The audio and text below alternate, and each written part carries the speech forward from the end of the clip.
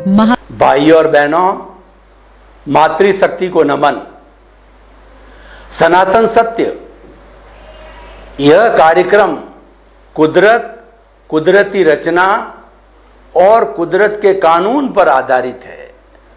सनातन सत्य के माध्यम से हम आपको इस ब्रह्मांड की रियलिटी, अल्टीमेट ट्रुथ, सार्वभौम सत्य देना चाहते हैं, आपको सम्यक दर्शनी बनाना चाहते हैं, ताकि कि आपका वर्तमान जीवन अच्छा बने और आगे का जीवन भी अच्छा बने। यह सारा कार्य हम अलग अलग एपिसोड्स के माध्यम से करते हैं। तो आज हमारा बहुत सुंदर एपिसोड है जिसका विषय है विनाशी अविनाशी। विनाशी का अर्थ होता है नाश होने वाला, अविनाशी का अर्थ होता है कभी भी नाश नहीं होने वाला, भूत भविष्य वर्तमान में सदा एक सा रहने वाला, वह अविनाशी कहलाता है। इस सारे ब्रह्मांड के अंदर एक आत्म तत्व ही ऐसा है जो अविनाशी है, और उस आत्म तत्व को छोड़ करके जो इस पूरे ब्रह्मांड में समस्त जो वस्तुएं हैं, चीजें हैं, पुद्गल है, मैटर है, वो सारा विनाशी है। जड़ विनाशी है और चेतन तत्व अविनाशी है। इन दोनों का हमें अच्छी तरह से भेद समझना है कि जड़ कभी भी चेतन नहीं हो सकता, चेतन कभी भी जड़ नहीं हो सकता। चेतन के गुण अलग है, जड़ के गुण अलग है। चेतन गलन मिलन धर्मा है, यानी कि वह मिलता है, जुलता है, टूटता है और उसका रूपांतरण होता है। ठोस द्रव में बदलता है, द्रव गैस में बदलती है, गैस वाइब्रेशंस के अंदर बदलती है। लेकिन इस पूरे ब्रह्मांड के अंदर जो मैटर है, जो अविनाशी तत्व है, वह उसके पर्याय बदलते हैं, उसके मोड्स बदलते हैं। लेकिन सब कुछ बदलने के बाद भी इस पूरे ब्रह्मांड की जो एनर्जी है, जो शक्ति है, वह हमेशा एक सी बनी रहती है। आइंस्टीन नाम के वैज्ञानिक ने इस पूरे ब्रह्मांड की एनर्जी को E=mc² के माध्यम से बताया।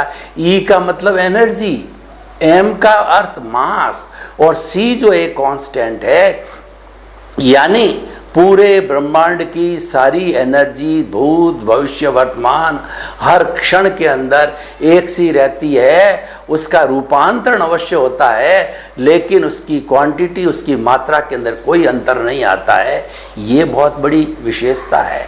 और दूसरा जो विनाशी है, क्योंकि ये रूप बदलता रहता है, इसका ट्रांसफॉर्मेशन होता है, तो वो जो गलन मिलन धर्मा होने के साथ साथ के अंदर, इसके अंदर कोई तरह की फीलिंग्स नहीं है, ये कोई सुख दुख की अनुभूति नहीं करता है। ये तो मात्र एक साधन के रूप के अंदर जो है काम के अंदर आता है, पुद्गल मैटर, इसको सारा विनाशी कहा जाता है। हमारे शरीर को देखिए, हमारा शरीर है, यह भी विनाशी है, और इसके अंदर जो आत्म तत्व मौजूद है वह अविनाशी है।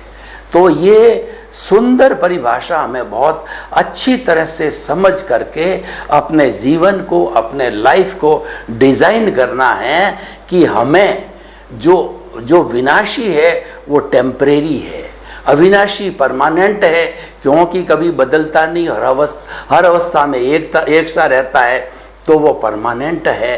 तो हमें जो है टेम्परेरी को पाने की लालसा रखनी चाहिए, उसका प्रयास करना चाहिए, या परमानेंट की प्राप्ति के लिए प्रयास करना चाहिए। हमने विनाशी की सारी परिभाषा की, और ये चतुस्पर्शी और अष्टस्पर्शी दो तरह के स्पर्श के होते हैं। चतुस्पर्शी जो पुद्गल होता है, वह पुद्गल जो आँखों से दिखाई नहीं देता है, जैसे कि हमारा कार्बन शरीर है, ये जो है चतुस्पर्शी पुद्गल है, आँखों से और किसी भी वैज्ञानिक लैबोरेटरी से दिखाई नहीं देता है, लेकिन ये जो है बहुत ही शक्तिशाली होता है।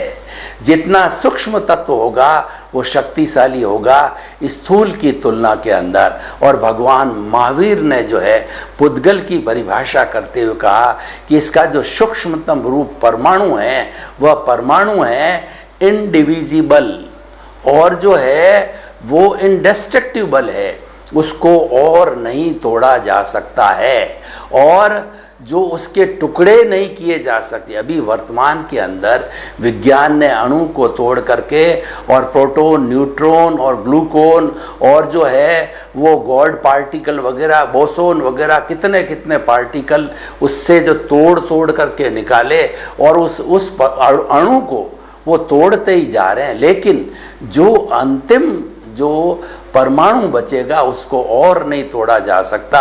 भगवान महावीर ने कहा कि ये इटर्नल है, ये विशुद्ध अवस्था में होता है परमाणु, और ये जड़ की विनाशी की सबसे छोटी इकाई है। और ये जब 1 से 2 होते हैं, 4 होते हैं, 8 होते हैं, तो वो जो है द्विपरमाणु, चतुर्परमाणु, अष्टपरमाणु ऐसे बनकर के और सारी सृष्टि का जो है वो निर्माण करते हैं। तो परमाणु है न किसी को रोकता है, न परमाणु किसी से रुकता है, वह इतना सूक्ष्म है, और वह भी जो है अब विनाशी तत्व होने के साथ साथ में इटर्नल है। अब हम अविनाशी तत्व की बात करते हैं। अविनाशी तत्व केवल एक तत्व है, वो कि हमारी चेतना, कॉन्शियसनेस, आत्मा। और इसको जो है हमें भारतीय संस्कृति के अंदर कुल 23 नाम दिए गए, अलग अलग नामों से अलग अलग धर्म दर्शन ने उसको पुकारा है, लेकिन सबका अर्थ एक ही है कि मैं जिस शरीर के अंदर जो मुझे बुला रहा है और जो जिसकी एनर्जी से, जिसकी ताकत से मैं हर तरह की प्रवृत्ति करता हूँ, बोलता हूँ, खाता हूँ, पीता हूँ, उठता हूँ, बैठता हूँ, ये सारा जो होता है वह जो है वह इस अविनाशी तत्व की मदद से, उसकी ताकत से, उसकी प्रेजेंस से होता है। तो सबसे पहले हम उस अविनाशी तत्व आत्मा की परिभाषा करेंगे। असंख्य चेतनामय परमाणुओं के पिंड को आत्मा कहा जाता है, यानी इस चेतना के जो है असंख्य चेतनामय परमाणु हैं, और उन चेतनामय जो है परमाणुओं को हम चित्त कहते हैं, इसीलिए आत्मा को अनंत चित्तों वाला भी कहा गया है। और यह जो है ज्ञान दर्शन वाला होता है, यह फीलिंग्स करता है, ग्रोथ करता है, और इसके साथ साथ में सुख दुख की अनुभूति करता है। इसके कुल 9 कैरेक्टरिस्टिक बताए गए हैं, और विज्ञान ने भी जो है कॉन्शियसनेस के 9 कैरेक्टरिस्टिक बताए हैं। यानी जो हमारा चेतन तत्व, कॉन्शियस तत्व है, वह भी तत्व जो विज्ञान की दृष्टि से भी विज्ञान सम्मत है। अब इस जो है अविनाशी तत्व की हम बात करते हैं कि अविनाशी तत्व के साथ के अंदर ये जड़ पदार्थ मिल गया। अब हम दोनों के कॉम्बिनेशन की बात करते हैं, दोनों का जो दोनों का मिलाप है उसकी बात करते हैं कि अनादि अनंत काल से यह जो जड़ तत्व है, जो विनाशी तत्व है, ये आत्मा के साथ के अंदर मिल गया। इसके लिए भगवान महावीर को उनके शिष्यों ने प्रश्न किया, प्रभु ये जो आत्मा के साथ कार्मण शरीर जुड़ा हुआ है, चतुस्पर्श से जुड़ा हुआ है, कॉजल बॉडी है, जिसकी वजह से ये आत्मा भवांतर करती है, तो कृपया आप बताइए कि ये जो है विनाशी तत्व अविनाशी आत्मा के साथ के अंदर कब जुड़ा। तो भगवान को भी इस प्रश्न का उत्तर ध्यान नहीं था। उन्होंने प्रतिप्रश्न किया अपने शिष्यों को कि आप बताओ कि पहले मुर्गी हुई या अंडा। तो वो सभी जो है शिष्य आपस में बातचीत करते रहे, किसी को उत्तर ध्यान नहीं आया, तो उन्होंने भगवान से प्रार्थना की कि हे प्रभु, हम तो अज्ञानी हैं और आप ही स्वयं इसका उत्तर बताओ। तो भगवान ने कहा कि ये कब से जुड़े हुए हैं वो अवधि तो मुझे भी पता नहीं है, इसीलिए इसको आप पश्चानुपूर्वी बोलें कि अनादि अनंत काल से इसके साथ मिले हुए हैं। अब मिले हुए हैं तो उससे तो हमको लाभ नहीं हो सकता, हमें तो इन दोनों को अलग अलग करना है, सेपरेशन करना है, तभी लाभ होगा। और इसका सेपरेशन जो है वह हमारे जीवन का लक्ष्य होना चाहिए। जड़ और चेतन जब अलग अलग होकर के अपनी स्वाभाविक स्थिति के अंदर चले जाते हैं तो मुक्त हो जाते हैं।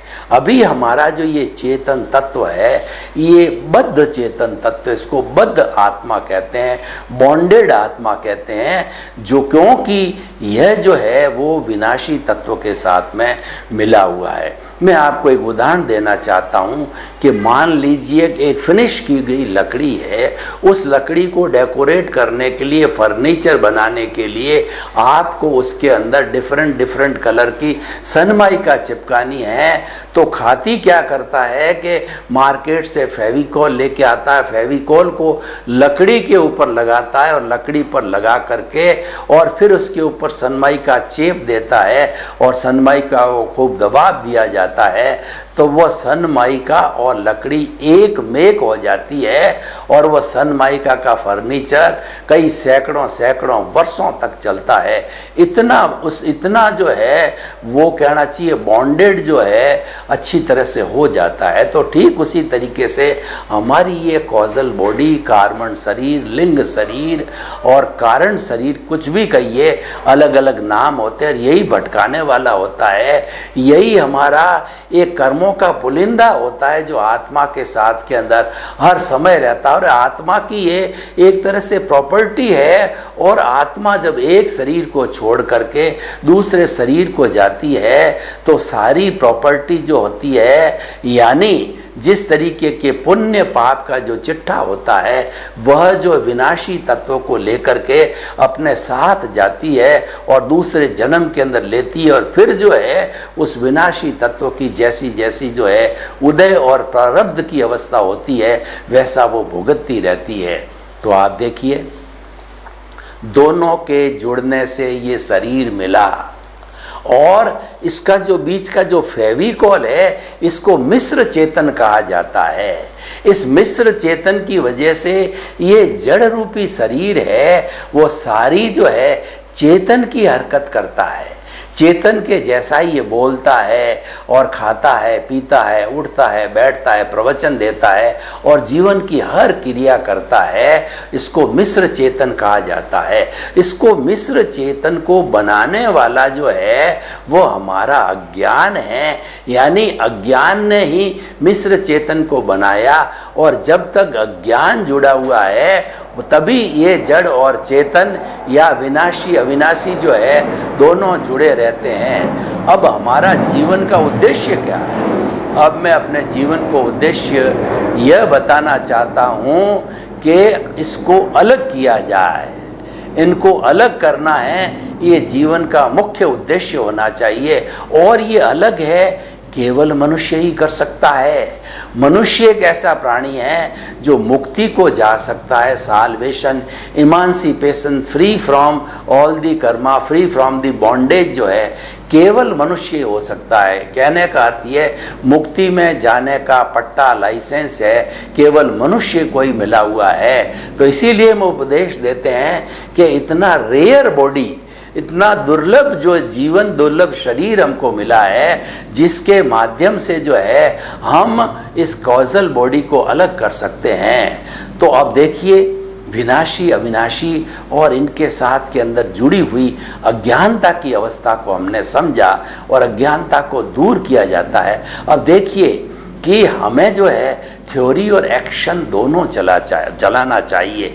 थ्योरी तो हमें पता चल गई कि ये दोनों आपस के अंदर फेविकॉल की तरह मिले हुए हैं, तो हमें एक्शन भी आना चाहिए। एक्शन क्या आना चाहिए कि आप चाहते हैं कि पुनः लकड़ी और सनमाइका अलग अलग हो जावे तो आप किसी भी ऐसी चीज़ से, बारीक चीज़ से उसके बीच दोनों के साथ में लगाओ, यानी उस फेविकॉल को हटाओ तो दोनों वो अलग हो जाते हैं। उसको हटाने की विधि को जो है भगवान ने कहा है कि इस चेतन को ज्ञाता दृष्टा बनाओ, और जब ज्ञाता दृष्टा चेतन बन जाता है तो उसके बाद के अंदर ये कॉजल बॉडी जो है अपने आप अलग होती रहती है।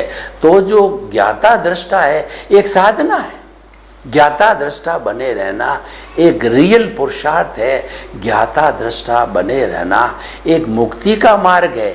आपको मुक्ति के मार्ग के अंदर करना कुछ नहीं है, मात्र आपको ज्ञाता दृष्टा, देखने वाला, जानने वाला केवल जीवन भर बने रहना है। कैसे बने रहना है कि आप देखिए क्रिकेट का मैच चल रहा है तो क्रिकेट के मैच के अंदर जब पब्लिक इकट्ठी हो जाती है स्टेडियम के अंदर, कुर्सियों पर बैठ जाती है, तो वो क्या है? दर्शक है। वह तो जो खिलाड़ी खेलते हैं उनको देखती रहती है, उसका ज्ञाता है, जानने वाला है, और दृष्टा उसको देखने वाला है। न तो वो बॉल खेलने के अंदर उसका कोई कंट्रीब्यूशन है, न रन लेने में कंट्रीब्यूशन है। ठीक इसी तरीके से हमारी जो ये अज्ञानता है, हमारी जो ये कॉजल बॉडी है, और ये कॉजल बॉडी जो है वह शरीर के अंदर हर क्षण उसका उदय और प्रारब्ध चलता ही रहता है, क्योंकि हमको ये जो शरीर मिला है वो पूर्व जन्म के कर्मों के भुगतान के लिए मिला है। मात्र इसका यही फंक्शन है, इसके अलावा इस शरीर का कोई फंक्शन नहीं है। इस शरीर को कहा गया है शरीर माध्यम खलु धर्म साधनम। ये शरीर है वो धर्म की साधना करने का माध्यम है। धर्म की साधना क्या है कि आपके भीतर जो अविनाशी चेतन तत्व है उसको ये शरीर का जो मन वचन काया रूपी जो पुतला है ये क्या कर रहा है? मात्र उसको देखते रहो, जानते रहो, उससे मुक्त रहो। देखिए हमारा सनातन सत्य जो है ये कुदरती रचना और कुदरत के कानून पर आधारित है। तो कुदरत की रचना कैसे लागू होती है? कुदरत की रचना इस विनाशी तत्वों पर लागू होती है। अविनाशी तत्व पर कुदरत की रचना, कुदरत का कानून, कुदरत लागू नहीं होता है, क्योंकि कुदरत खुद जो है वह अविनाशी के संयोग जुटाती है और एक विनाशी के संयोग जुटाती है, और एक तरीके से वह स्वयं भी विनाशी है। तो ज्ञाता दृष्टा जो भाव है वह अविनाशी का भाव है, वो रियल पुरुषार्थ है, और हमें वो किया जाना चाहिए जीवन भर के अंदर, ताकि कि जो है हमारा कार्बन शरीर है वो धीरे धीरे शून्य होता रहे।